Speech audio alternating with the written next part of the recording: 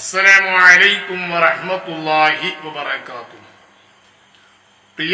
പ്രിയപ്പെട്ട സഹോദരന്മാരെ, ഇന്ന് നമ്മുടെ നാട് വളരെ വിഷമത്തിൽ പോയിക്കൊണ്ടിരിക്കുകയാണ്. പ്രളയം പിടിച്ച്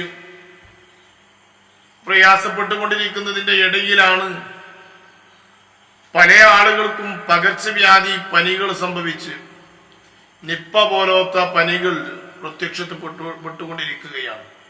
അല്ലാഹു സുബ്ഹാനഹു വ തആല ശിഫ നൽകി അനുഗ്രഹിക്കുമാറാകട്ടെ. വീണ്ടും മാസ്കിലേക്ക് തന്നെ നമ്മുടെ രാജ്യം പോയിക്കൊണ്ടിരിക്കുന്നു എന്നുള്ള ഒരു ദുഃഖകരമായ വാർത്ത. പുറമെ അതിനേക്കാൾ വളരെയധികം ഇന്ന് പ്രയാസപ്പെട്ടുകൊണ്ടിരിക്കുകയാണ് നമ്മുടെ കോഴിക്കോട് ജില്ലയിലെ അർജുൻ എന്ന് പറഞ്ഞ സഹോദരൻ. വലിയ ലോറിയിൽ കർണാടകയിൽ ഒരു മലയിടിച്ചിലിൽ കുടുങ്ങിക്കൊണ്ട് അതിന്റെ ഉള്ളിൽ ഹയാത്തോടെ ഉണ്ട് എന്നാണ് നമ്മുടെ വിശ്വാസം. മറ്റുള്ള ആളുകളുടെ പറച്ചിൽ കേൾക്കുമ്പോൾ അതാണ് തോന്നുന്നത്. അല്ലാഹു തആല ആരോഗ്യം ആഫിയത്തും നിലനിർത്തട്ടെ. പറഞ്ഞുകൊണ്ടുവന്നത്, എന്റെ പ്രിയപ്പെട്ട സഹോദരന്മാരെ, കേരളത്തിലല്ലാതെ ഒരു സഹകരണം ഇല്ല എന്നുള്ള കാര്യം നമുക്ക് ഉറപ്പായിരുന്നു. വളരെയധികം ശ്രദ്ധിക്കണം. നമ്മുടെ കേരളം എന്ന് പറഞ്ഞാൽ ഇവിടെ കോൺഗ്രസ് ഉണ്ട്, മാർക്സിസ്റ്റ് പാർട്ടി ഉണ്ട്, ലീഗ് ഉണ്ട്, അതുപോലെ തന്നെ SDPI ഉണ്ട്, BJP ഉണ്ട്, RSS ഉണ്ട്. എല്ലാ അനപരാധികളും ഉള്ള ഒരു കേരളം. ഈ കേരളത്തിൽ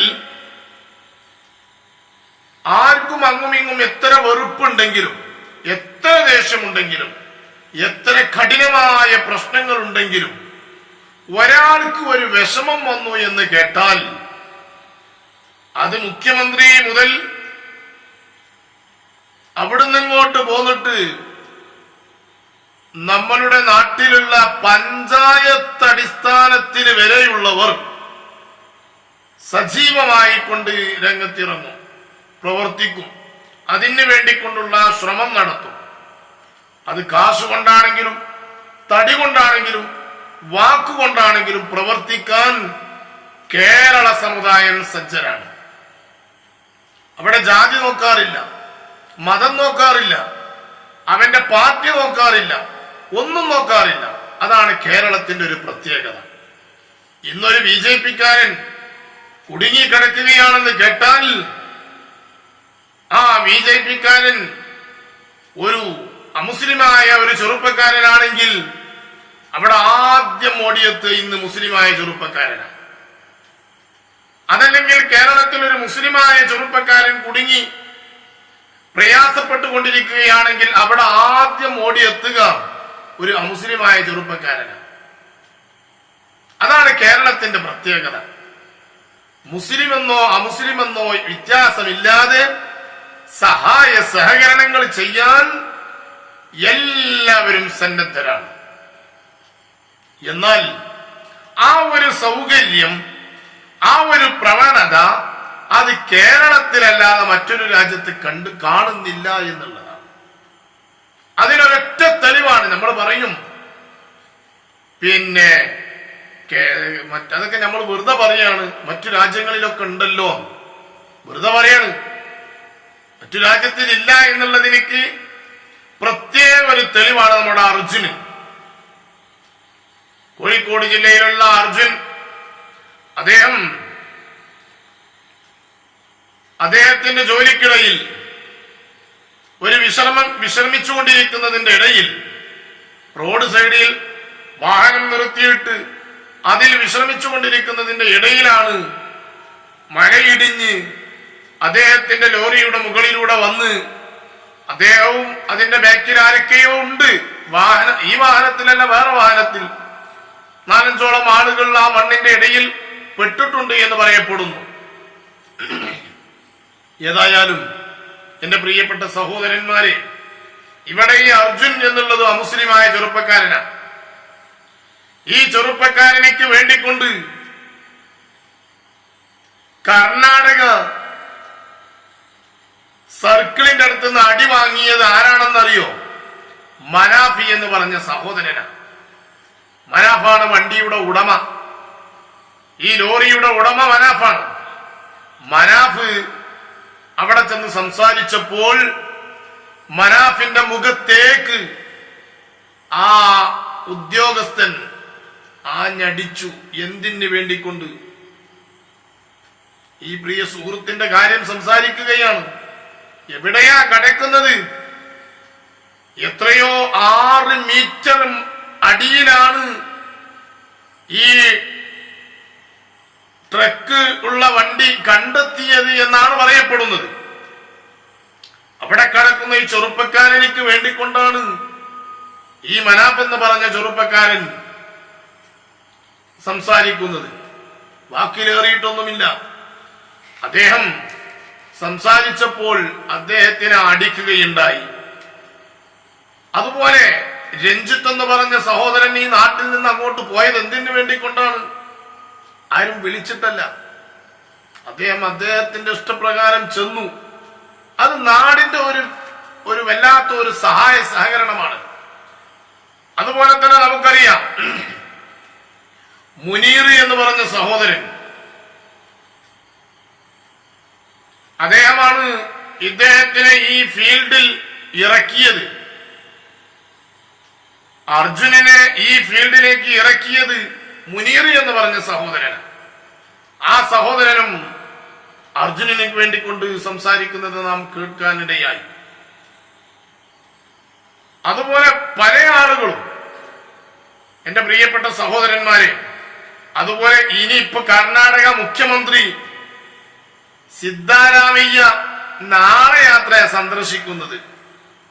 ഇന്ന് 110 മണിക്കൂറോളമായി ഈ പ്രിയ സുഹൃത്ത് ഈ അർജുൻ ഈ മണ്ണിന്റെ അടിയിൽ കിടക്കുന്നത്. ഇതുവരെ തെരച്ചില് തുടങ്ങിയിട്ട് ഒരു ഇറ്റാച്ചു കൊണ്ടും ആ സ്ഥലത്ത് എത്താൻ സാധിച്ചിട്ടില്ല എന്നുള്ളതാണ് ഖേദകരം. അതൊക്കെ കേരളത്തിലാണെങ്കിൽ എന്റെ പ്രിയപ്പെട്ട സഹോദരന്മാരെ, നിങ്ങളൊന്ന് ചിന്തിച്ചു നോക്ക്. ആ അർജുനിക്ക് ഇന്ന് സംഭവിച്ചത് അതൊരു കേരളത്തിലാണെങ്കിൽ ഈ കേരള സമുദായം, കേരള ജനത മുഴുവനും അതിനു വേണ്ടി ഇറങ്ങുകയും മുഖ്യമന്ത്രി സ്പോട്ടിൽ തന്നെ എത്തുമെന്നാണ് എന്റെ അഭിപ്രായം. അതുപോലെ നേതാക്കന്മാരും പ്രതിപക്ഷ നേതാക്കന്മാരും എല്ലാവരും വന്ന് അതിനു വേണ്ടിക്കൊണ്ട് എന്താണോ ചെയ്യേണ്ടത് എങ്കിൽ ആ ചെയ്യേണ്ടത് മുഴുവനും ചെയ്യാൻ വേണ്ടിക്കൊണ്ട് തയ്യാറാകും നമ്മുടെ കേരളത്തിൽ. അതാണ് കേരളത്തിന്റെ പ്രത്യേകത. കേരളത്തിൽ വർഗീയതയില്ല. വർഗീയത ചീറ്റുന്ന ശശികല ടീച്ചറെ പോലോത്തവർ പ്രത്യേകം ഇതുപോലത്തെ കാര്യങ്ങൾ കണ്ടറിയേണ്ടതുണ്ട്. കേരളത്തിൽ വർഗീയതയില്ല. മലപ്പുറം ജില്ല വർഗീയതയുടെ ഒരു ജില്ലയല്ല. അത് മുസ്ലിം കൂടുതലുള്ള ഒരു ജില്ലയാണ്. എന്നാൽ അവിടെയും എന്ത് കാര്യത്തിന് വേണ്ടിക്കൊണ്ടും സഹായ സഹകരണങ്ങൾ ചെയ്യുന്നത് മുസ്ലിമെന്നോ അമുസ്ലിമെന്നോ വ്യത്യാസമില്ലാതെ അങ്ങോട്ടും ഇങ്ങോട്ടും സഹായ സഹകരണങ്ങൾ തേടിക്കൊണ്ടാണ്. എന്റെ പ്രിയപ്പെട്ട സഹോദരന്മാരെ, ഞാൻ പറഞ്ഞുകൊണ്ട് വന്നത് ഈ 110 മണിക്കൂറോളമായിട്ട് നമ്മുടെ പ്രിയ സുഹൃത്ത് അർജുൻ എന്ന് പറഞ്ഞ സഹോദരൻ മണ്ണിന്റെ ചോട്ടിലാണ്. അദ്ദേഹം അവിടെ കടന്ന് അദ്ദേഹത്തിന്റെ ഫോണിലേക്ക് ഫോണടിക്കുമ്പോൾ, അദ്ദേഹത്തിന്റെ ഭാര്യ അടിക്കുമ്പോ, കുടുംബങ്ങൾ അടിക്കുമ്പോ ഫോൺ റിങ് ചെയ്യുന്നുണ്ടെന്നാണ് കേട്ടത്.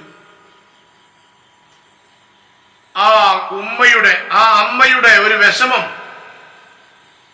ആ അമ്മയുടെ വിഷമം എത്രയാണ്, അവർക്കുള്ള മറ്റു കുടുംബങ്ങളുടെ, ഭാര്യ മക്കളുടെ മറ്റു കുടുംബങ്ങളുടെ വിഷമം എത്രയായിരിക്കും എന്റെ പ്രിയപ്പെട്ട സഹോദരന്മാരെ. പടച്ച റബ്ബ് ആ പ്രിയ സുഹൃത്തിനെ രക്ഷപ്പെടുത്തി കൊടുക്കുമാറാകട്ടെ. ആ പ്രിയ സുഹൃത്ത് അർജുൻ എന്ന് പറഞ്ഞ സഹോദരൻ ഒരുപാട് 6 മീറ്ററോളം മണ്ണിന്റെ ചോട്ടിലാണ് കിടക്കുന്നത് എന്ന് കേൾക്കുമ്പോ സങ്കടമുണ്ട്. മഹാന്മാരുടെ ബറക്കത്ത് കൊണ്ട്, അംബിയാ ഔലിയാക്കന്മാരുടെ ബറക്കത്ത് കൊണ്ട്, മുഴുവൻ മശ്രിഖ് മുതൽ മഗ്രിബ് വരെയുള്ള ഔലിയാക്കന്മാരുടെ ബറക്കത്ത് കൊണ്ട് അല്ലാഹു റബ്ബുൽ ഇസ്സത്ത് ആ പ്രിയ സുഹൃത്തിനെ അതിൽ നിന്ന് രക്ഷപ്പെടുത്തി ആ അമ്മക്കും അതുപോലെ ആ കുടുംബങ്ങൾക്കും അല്ലാഹു നൽകട്ടെ, ആമീൻ എന്ന് മാത്രമാണ് ഈ സമയത്ത് പ്രാർത്ഥിക്കാനുള്ളത്. എല്ലാ ചെറുപ്പക്കാരും എല്ലാവരും ആ പ്രിയ സുഹൃത്തിനിക്ക് രക്ഷയ്ക്ക് വേണ്ടി ദുആ ചെയ്യണം, അവൻ രക്ഷപ്പെട്ട് വരണം. അതുപോലെ വേറെയും അവിടെ ആളുകൾ മണ്ണിന്റെ ചൂട്ടിൽപ്പെട്ട് കിടക്കുന്നുണ്ട്, അവർക്കും അല്ലാഹു സുബ്ഹാനഹു വ തആല രക്ഷ നൽകി കൊടുക്കുമാറാകട്ടെ. മാറാവ്യാധി, പകർച്ചവ്യാധി രോഗങ്ങൾ പടർന്നു പിടിച്ചുകൊണ്ടിരിക്കുകയാണ്. അതിൽ നിന്ന് അല്ലാഹു നമുക്കെല്ലാവർക്കും സംരക്ഷണം നൽകി തരുമാറാകട്ടെ. ആമീൻ യാ റബ്ബൽ ആലമീൻ. അസ്സലാമു അലൈക്കും വറഹ്മത്തുള്ളാഹി വബറകാതുഹു.